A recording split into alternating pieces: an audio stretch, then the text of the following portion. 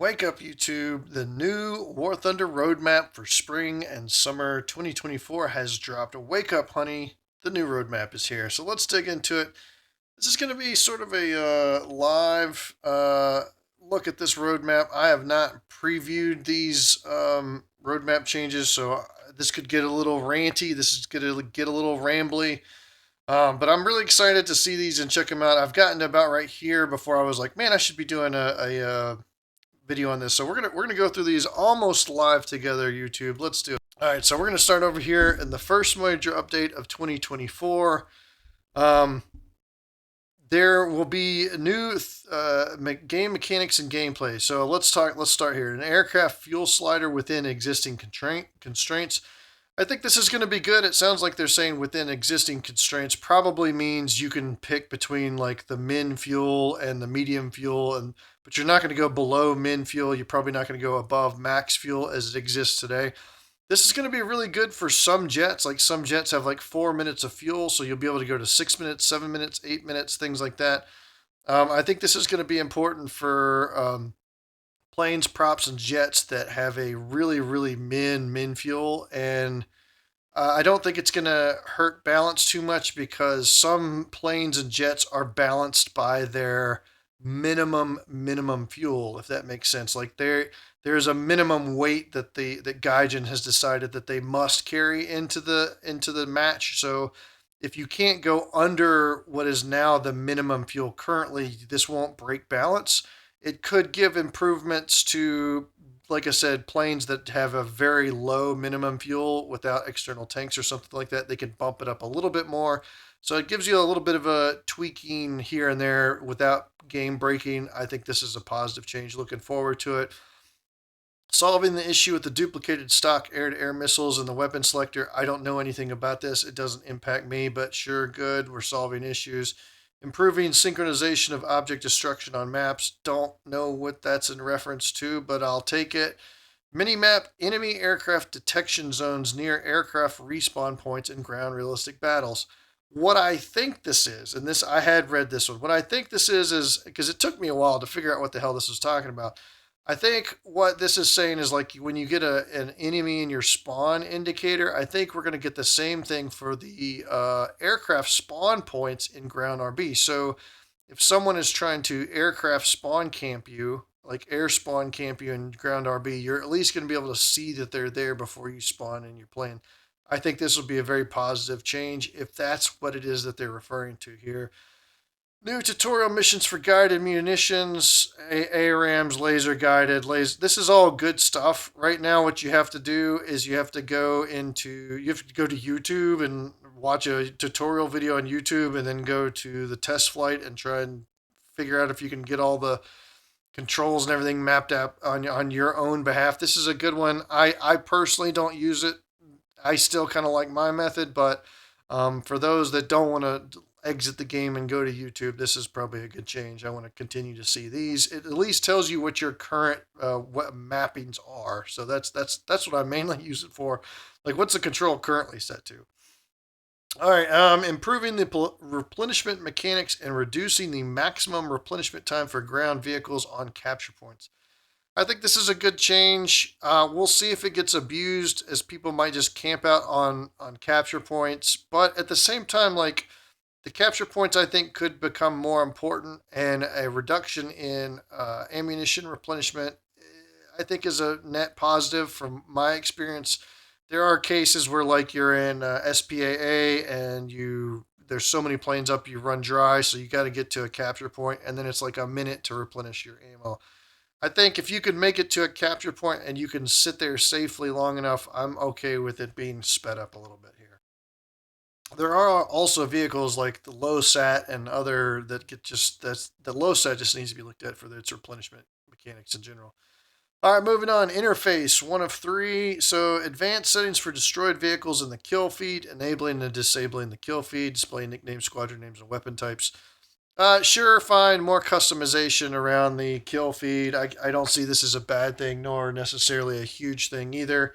This is going to be good for I think mainly like streamers can probably display nicknames. That way they don't get in trouble for some of the racy content. That's the first thing my mind went to because I get some names that slip through in the editing, and I'm just like, YouTube is not going to be happy about that. But so far they haven't hit me with it, and I'm just going to let it ride. But sure, fine, more customization. Happy to see it. Social features, integration with the Steam friends list into the game client. I sure fine. This is probably a net positive. You can bother your Steam friends to get them into War Thunder, get them hooked on this heroin. Wish list functionality in game and the ability to gift friends through this wish list. I have mixed feelings on this. I think it could be abused. I think it's going to be problematic for maybe account selling, but at the other side, I like the ability to do giveaways and to be gifted things and to gift your friends things. So, as long as it's done right, I'm okay with it, but at the same time, if someone gets a hold of your account, they'll just gift themselves off your account. So, that's kind of an iffy one, and we'll see how it works out. All right, the second major update of 2024, gameplay mechanics and gameplay, possibly the possibility of using flares and chaff separately.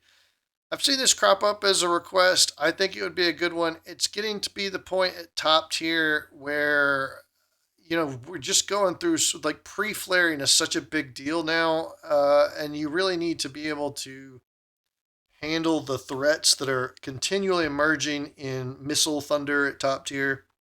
I personally have kind of gotten away from playing anything over like 10-3, 10-7, just because I find it to be rather unenjoyable. But this is just another thing you're going to have to manage as a pilot in that crazy 16 versus 16. I am happy to see it, but it seems like more unnecessary. It just seems like a lot more complexity that you're going to be asking of the player at a 16 versus 16 match. More key binds, more mappings, more things to screw up. But yeah, I'm here for it. Let's have it. Should be a good thing. All right, separate battle ratings for different modes. For example, different battle rating for some ground attack aircraft and air realistic battles and ground realistic battles. Oof, this is going to be a tricky one. One, I think it's a positive change. I think this has been well overdue. I think it's something that Gaijin has struggled with for a long time. For example, how do you balance all those attacker and strike aircraft, right?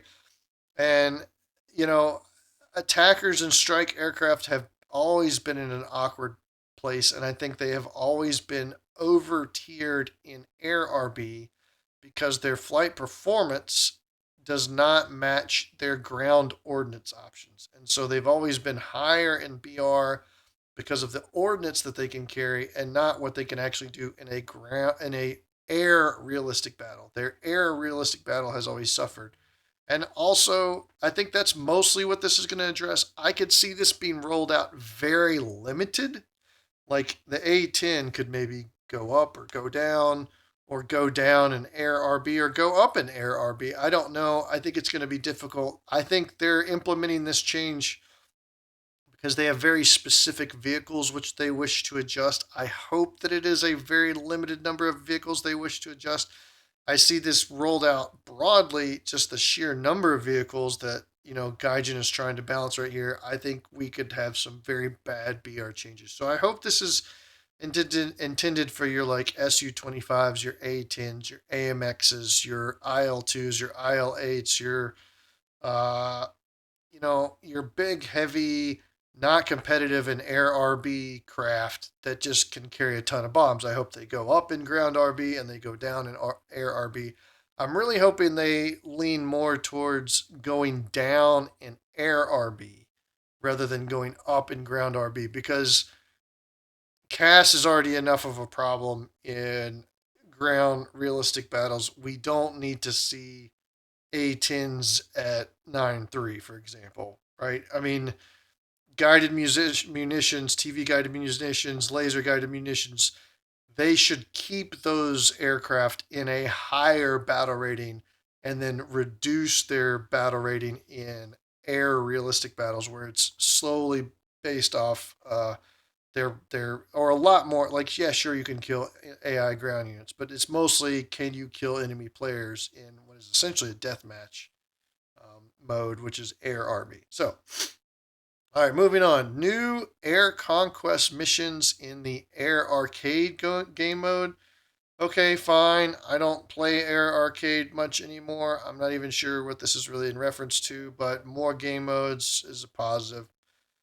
Moving on, additional effects on crews when armor is penetrated. For example, fire in the fighting compartment.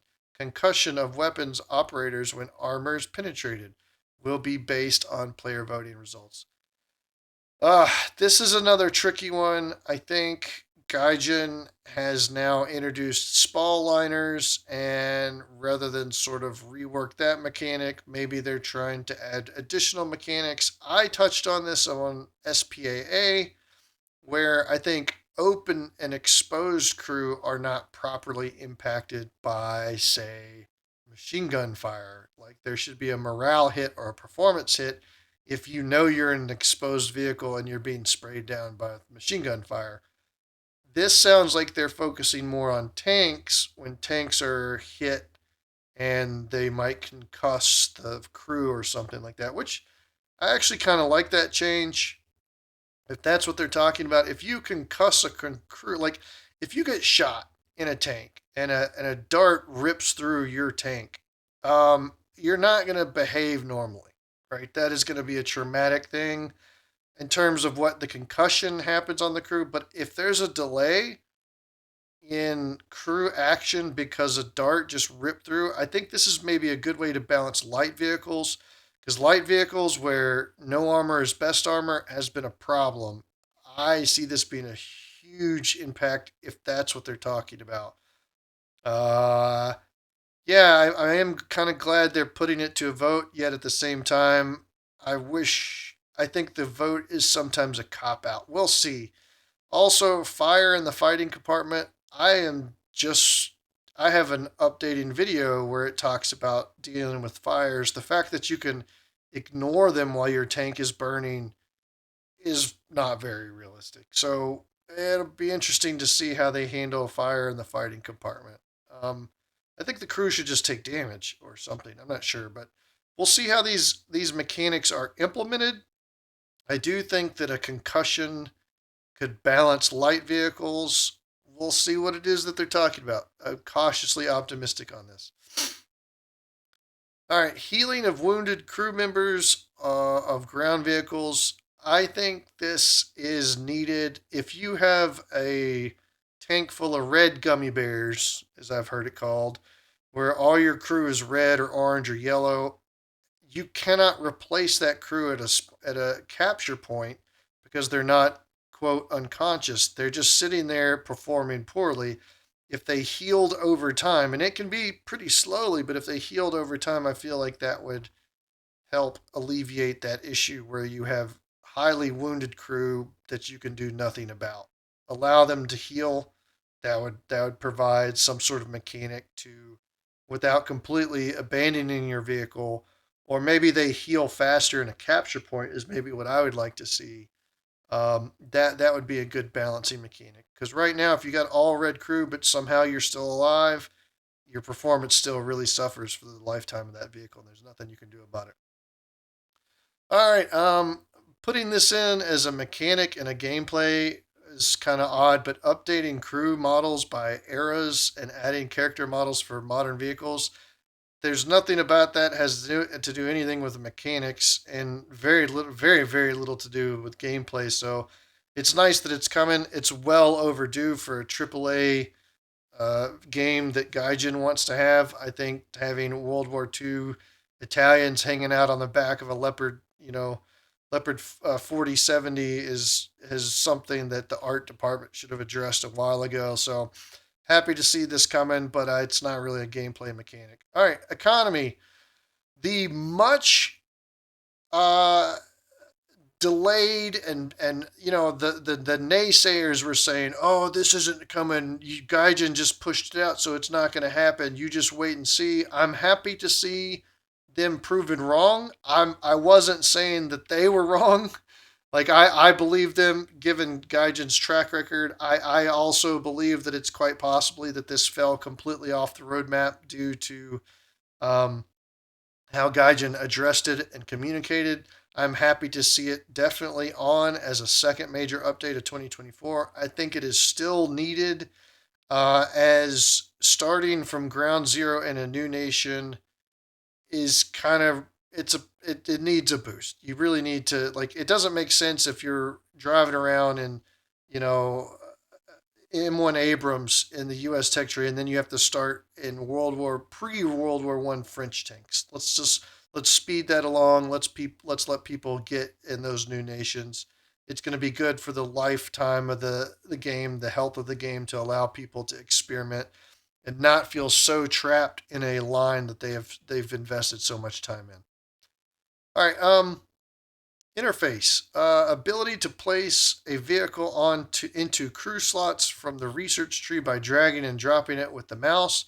This is good. This is fine. It's just going to speed things up. But the real winner here is ability to change the order of the crew slots. That's huge. You sometimes accidentally get locked into your crew lineup. You know, like, oh, well, I really don't want that on the fourth slot. I'd rather it be in the second slot.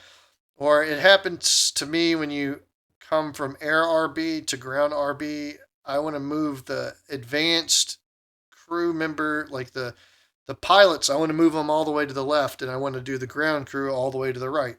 And then you can always line up your say main battle tank in slot 2, your light battle tank or your light tank in 3, your heavy tank in 4, SPA in 5. You can just really get a good feel for how everything's lined up. I think this is a very positive change. I'm looking forward to that. Visual selector for secondary weapons with mouse control and quick access to wanted weapons. This is again a good thing. I think there are more and more secondary weapons being introduced, and the ability to get to them quickly is going to be a benefit. And hopefully, it's implemented well and is easy to use and very intuitive. Well, here's to hoping. All right, addition of a timer to the aircraft heads-up display that counts down the time until a fired ammunition hits its target. ATGMs, AAMs, ASMs, guided bombs. Be interested to see how this happens on ATGMs, given the fact that they can be steered and but for anti-air missiles, this is a phenomenal change for radar missiles. Uh, I can't even tell you how many times I've fired two R3Rs at a radar target just because it's slow. So happy to see this. Hopefully it works out well and is accurate. But this will prevent a lot of multiple shots when you just needed to wait another 2-3 seconds or 10 seconds or so. I'm interested to see how it's going to work out for ATGMs though. All right, social features. Public squads and mechanics for searching for a squad based off the interests of other players in game. This, to me, could be huge for solo players like me. I think this could be really big. I play with Ghost Lance. He's about the only guy that I take out from time to time. I'm not very active with my squad, but if I could sit there and be like, hey, public squad for Russia 6-7, who wants to join? And then I could like kick people out that were crap out of that squad. You could actually get rolling with a pickup game of like 4 members and actually have folks that are, I don't want to say focused or good. I don't think it's that. It's just you can run into some real dogs. Like your teammates are just awful sometimes. Like they're bringing silly vehicles to your BR or whatever. And if you're really in that grind and you're really trying to make progress and your teammates are just being goofballs, it's very frustrating. At the same time, if you want to goof off with more of your friends. But a public squad, something that could be managed by the public squad leader, I think will allow you to build the pickup game mentality and allow you to say, hey, I just want to get out here today and I just want to grind Germany 8-3. I just want to spade everything in my German 8-3 lineup.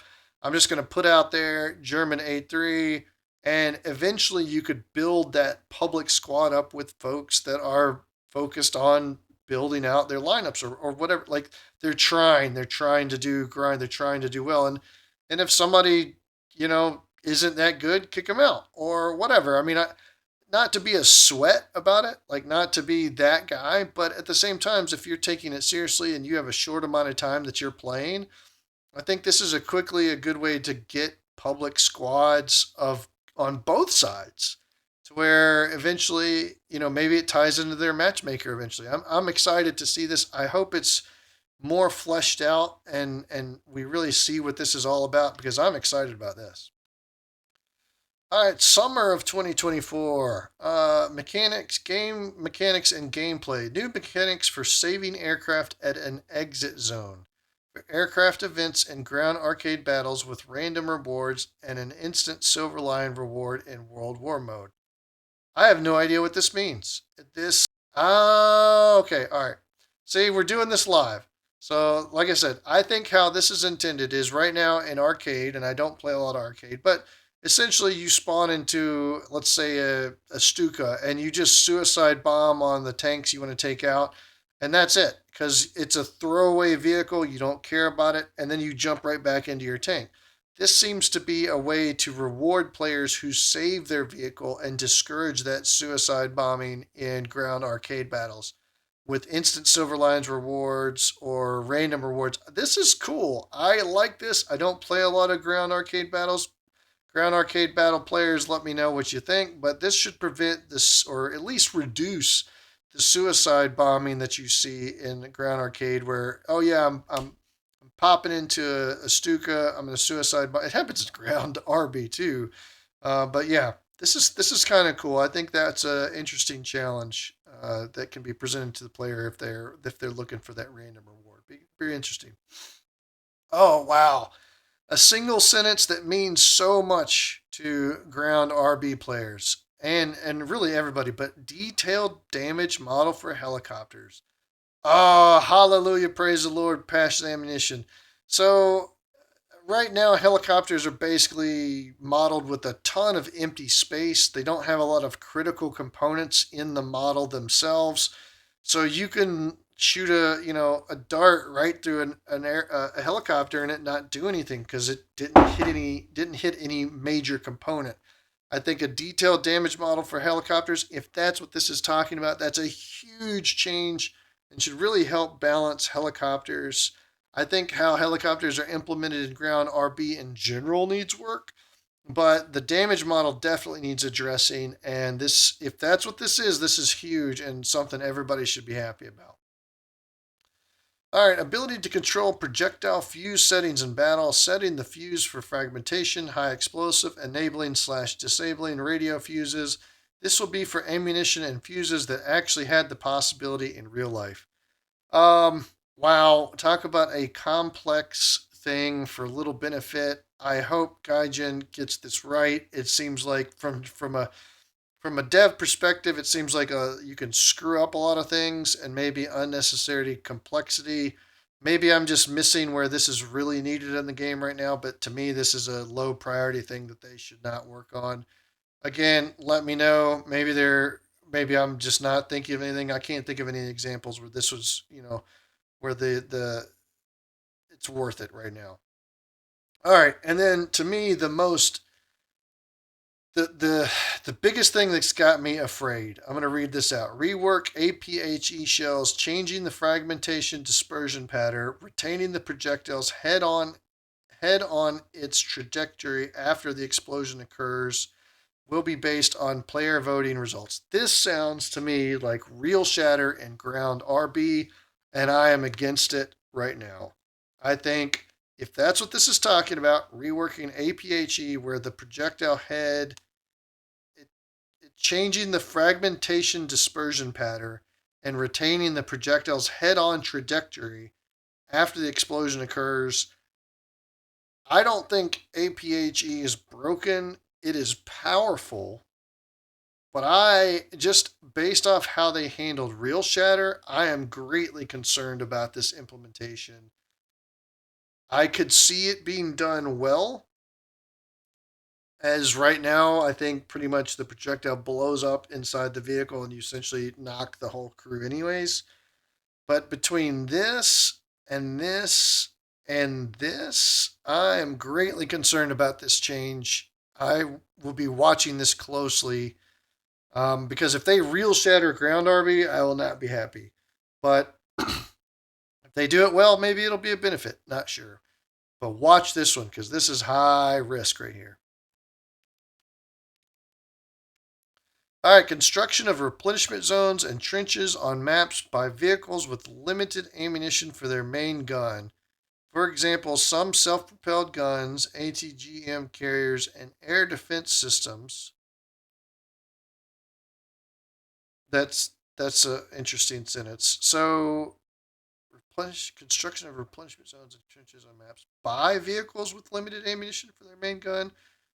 For example, some self-propelled guns, ATGM characters, and air defense systems. I'm guessing if given enough time, you can set up a replenishment zone, and it will resupply you. I think this is mainly going to be beneficial for air defense systems, where at least at low mid tier, run out of ammunition. The Contraro, the Italian SPAA comes to mind. I'm conflicted about this, especially around the ATGMs, because then that means you're just encouraging camping. Not a big fan for ATGM carriers. Same sort of thing about self propelled guns. Not sure how that would work out. You're just encouraging people to camp and not move. Air defense, I could see it being something helpful for SPAA having a way to replenish ammunition in the spawn area. But then the idea of like a Panzer setting at spawn and doing nothing but spam missiles, that's one way to handle the cast problem, Gaijin. But I think you're going to have to provide other nations with an equivalent SPAA. And if that's the plan, okay, I could see it being a balanced mechanic for CAS. I do not like it for the ATGMs and self propelled guns. I don't know of a vehicle that can't carry enough ammunition to be viable, that couldn't make it to like a capture point. So, not sure about this one. I'm glad that they're putting up to a player vote. We'll see. Interface, a new reticle for modern tanks and improving the display of tank systems in the gunner sight. This is definitely needed. The flatter the projectiles, the more busy that site gets. You'll see a lot of YouTubers and streamers and people that post. They already switched to a custom site, so this is necessary, and I'm glad that this is happening by default. Definitely overdue, I think. I mean, the grids for the little hashes for the distance just become so cluttered. All right, notification of when a player reported or a reported player was banned without specifying their username. This will be good. This will be a nice little dopamine hit. It might encourage you to report that cheater.